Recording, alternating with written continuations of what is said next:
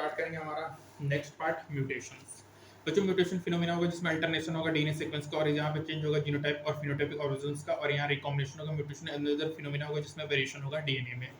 अब बच्चों यहाँ पे देखिए जैसे कि अपन ने चैप्टर 6 में पढ़ा कि डीएनए हेलिक्स कंटिन्यूसली फॉर्म करेगा, ठीक है, क्रोमेटिड में हेलिक्स सुपरक्वाइल्ड होगा, लॉस डिलीशन होगा, गेन होगा, यहाँ पे अल्टरनेशन क्रोमोसोम्स होगा, ऐसे जीन्स को अपन कहते हैं लोकेटेड होगा क्रोमोसोम में, अल्टरनेशन होगा क्रोमोसोम्स में, एब्नॉर्मलिटी होगा, एवोल्यूशन होगा।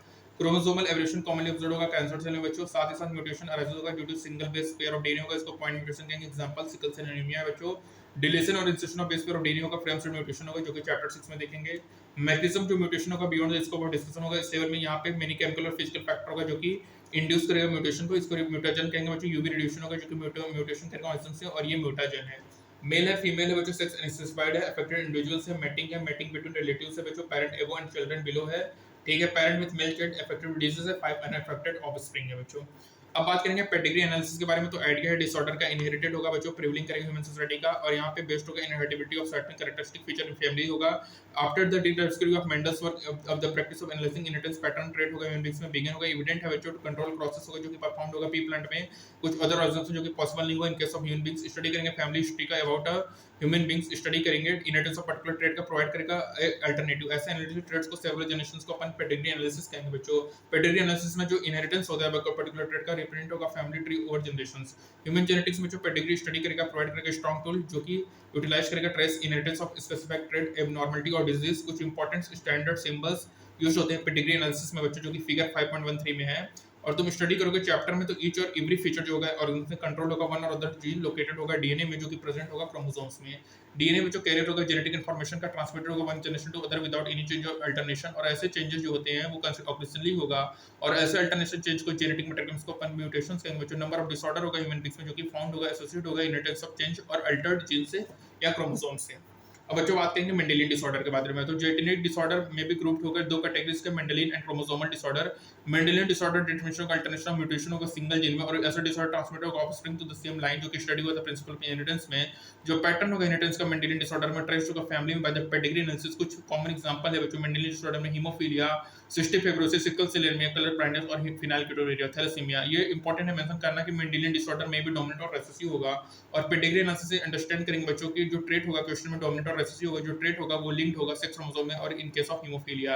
और ये एविडेंट है बच्चों की जो एक्सलेंट रेसिसिव ट्रेट होता है वो ट्रांसमिशन होगा carrier female to male progeny और रिप्रेजेंटेटिव पेडिग्री के बच्चों जो कि डोमिनेंट एंड रेसिसिव ट्रेट से डिस्कशन करोगे यूट्यूब से डिजाइन करोगे पेडिग्री ऑफ कैरेक्टर्स के लिंक्ड होगा both autosome and sex chromosomes में।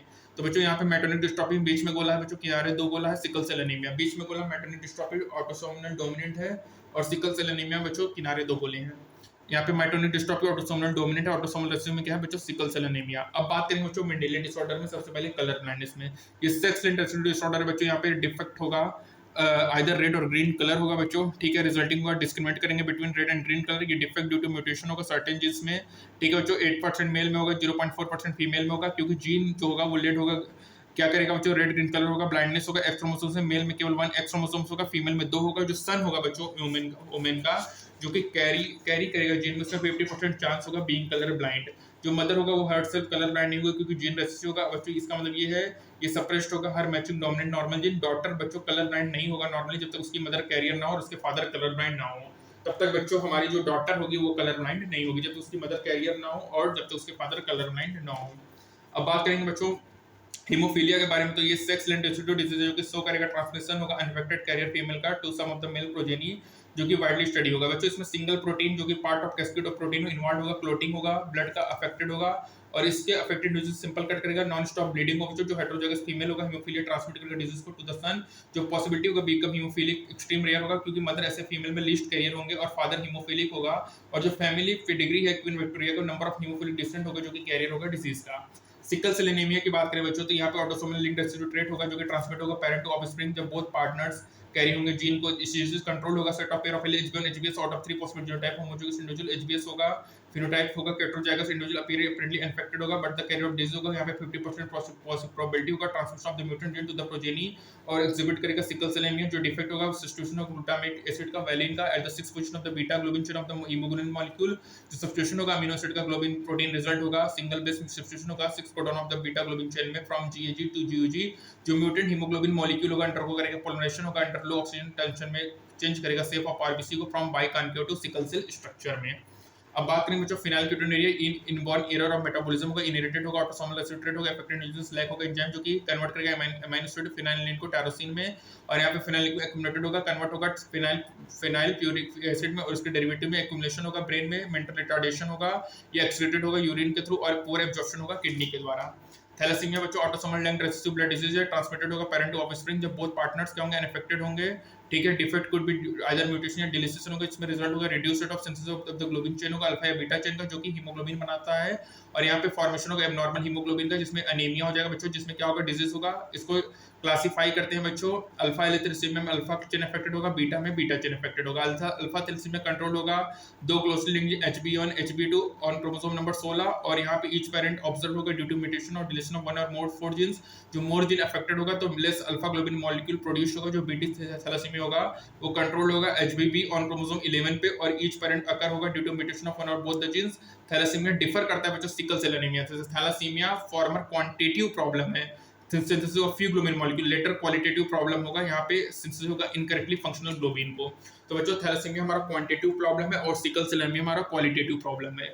अल्फा थैलेसीमिया में अल्फा चेन अफेक्टेड होगा, क्रोमोसोम नंबर 16 HbA1 HbA2, और बच्चों beta thalassaemia chromosome number 11 HBB है बच्चों, ठीक है।